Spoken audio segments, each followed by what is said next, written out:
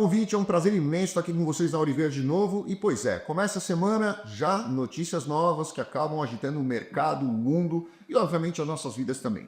China freia os bancos e os investidores na compra de treasuries dos Estados Unidos, ou seja, China fez o Departamento de Comércio da China, o Departamento de Tesouro da China fez uma orientação para que os bancos chineses e os investidores chineses fugissem e liquidassem, diminuíssem os valores que eles têm como ativos de tesouro americano. Isso, obviamente, acaba impactando diretamente diversos lados no mundo, né? Não só dentro dos Estados Unidos, mas também fora. E a gente vai discutir isso aqui, o que isso pode impactar, inclusive, no Brasil. A China e os Estados Unidos já estão em conflito geopolítico há muito tempo, né? E todos nós sabemos que Donald Trump, Xi Jinping vêm trocando farpas desde o início do ano passado e isso vem trazendo diversas consequências no mercado. Foram tarifas colocadas, foram ameaças, foram conversas, promessas de que eventualmente teríamos aí um acordo entre Estados Unidos e China, mas isso não aconteceu. China detém o maior mercado mundial de produção e processamento de terras raras, o que obviamente nos coloca numa posição extremamente confortável. E o Brasil, segundo maior capacidade de produção mundial de terras raras, está hoje aí numa situação de negociação com os Estados Unidos que vem também nos colocando em uma forma extremamente confortável para colocarmos não só aquilo dos Estados Unidos que é no mercado deles, mas também termos algo em troca que seja benéfico para o povo brasileiro.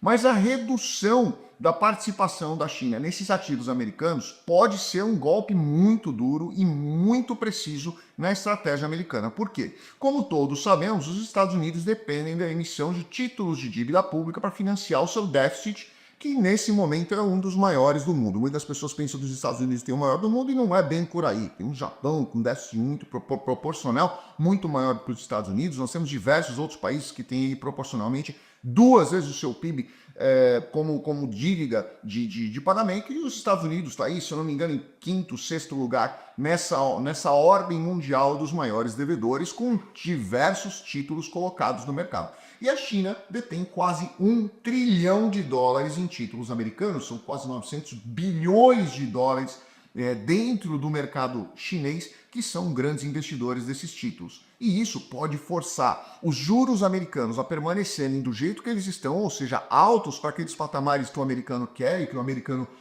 está acostumado, e obviamente aquilo que o Donald Trump já vem lutando há muito tempo para que haja uma redução desses juros e principalmente para trazer novos investidores para dentro do mercado americano, e esses juros têm que estar alto e interessante.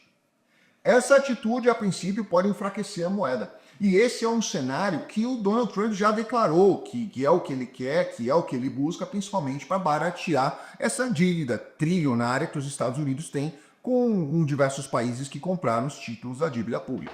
Mas em poucos meses, a necessidade de recursos pode fazer com que essa realidade mude, né? E que as coisas se tornem extremamente desconfortáveis. E isso pode trazer 2 consequências muito sérias para os Estados Unidos e para o mundo. A primeira delas é que, para os Estados Unidos captar novos investidores e tornar os títulos americanos novamente interessantes, eles vão precisar dar alguma contrapartida, né? Se o mundo já está vendo, até por orientação da China e até por orientação da Rússia também, que os títulos americanos não têm mais aquela segurança em razão do comprometimento, da alto endividamento dos Estados Unidos com relação à emissão desses títulos, obviamente, o que eles vão fazer? Parar de comprar ou até mesmo vender, se eles sentirem um risco, que é o que está acontecendo com a China e acontecendo inclusive com o Japão, que já colocou vários títulos da dívida pública americana em venda no ano passado. Isso vai fazer com que os Estados Unidos se sintam obrigados a subir o valor da taxa de juros para tornar esses títulos mais interessantes. Consequentemente, essa dívida que já existe, ela passa a ser mais cara, que é o contrário do que o Donald Trump quer, e obviamente os juros americanos acabam impactando na vida do americano, dia a dia, né? Que já vem reclamando bastante do custo de vida aqui no país, que está muito acima daquilo que eles gostariam que tivesse. Então, isso pode ser o primeiro impacto.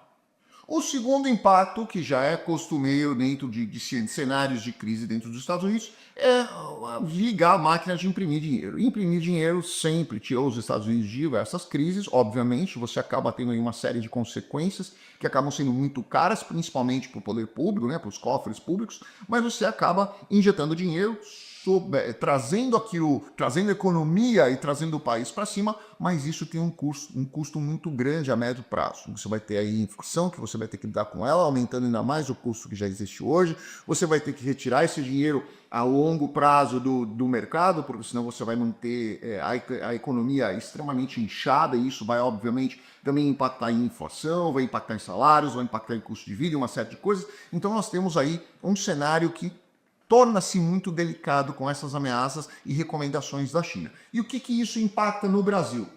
Bom, para o Brasil, nós temos aí dois pontos, um negativo e um positivo. O negativo, obviamente, é a questão dos juros, né? Os juros americanos sempre serviram como balizador de juros mundiais, né? Então a gente sabe que quanto mais caro o juro nos Estados Unidos, nós vamos ter outros bancos centrais do mundo repassando isso e aumentando seus juros, que obviamente eles querem mais investimento naqueles países, ou os tomadores, os retomadores de empréstimos dos Estados Unidos, muitas vezes o banco brasileiro, por exemplo, você tem um banco onde ele toma empréstimo nos Estados Unidos a 4, 5% e ele vai emprestar para você no Brasil a 10, 12%, aí ele tem aquela margem onde ele repassa uma tomada de empréstimo que ele teve num banco americano, por exemplo, né? Então você vai ter aí, obviamente, os reflexos disso dentro de outros países, inclusive o Brasil. Por outro lado, o dinheiro novo, né? Ou seja, que a China deixará de alocar nos Estados Unidos, ela pode migrar esses investimentos para outras economias, como economias emergentes, como o Brasil, por exemplo, que vem buscando diversas parcerias, não só com a China, mas com vários outros países.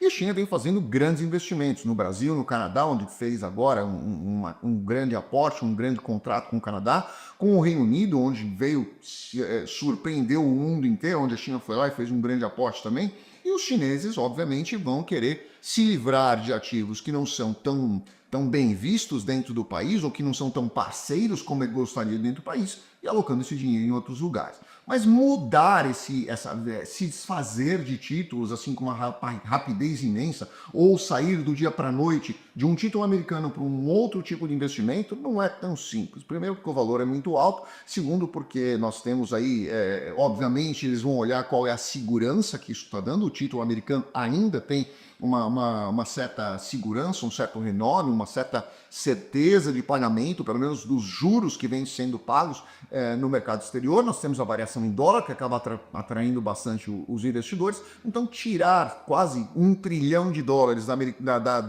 dos investimentos chineses e colocarem isso simplesmente em um outro país não vai ser do dia para a noite, não vai ser nem de um ano para o outro. Isso é feito ao longo do tempo. Mas deixar de adquirir novos, ou deixar de renovar aqueles que estão vencendo, ou se livrar de uma parte disso, já é um grande impacto dentro da economia, não só americana, mas de vários outros países.